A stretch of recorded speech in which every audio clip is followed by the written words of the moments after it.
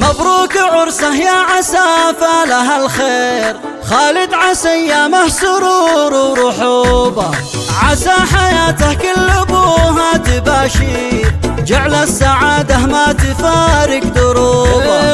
خالد وخالد له معزه وتقدير، بين الرجال وله فعول محسوبه، وابوه عود بن رموز الاكابير، من زود جوده البشر يقتدوبه، صيته وفعله دوم يفرق عن الغير، فهد هو يلي ما يخلي وجوبه، ساس الوفا مطبوخ ما فيه تقصير، عند اللوازم كل موقف ينوبه، واخوان خالد في سما الطاله تسير، وقفاتهم بين الرجال مهيوبه، وربعه رجال العز هم منبع الخير، خويهم ينسى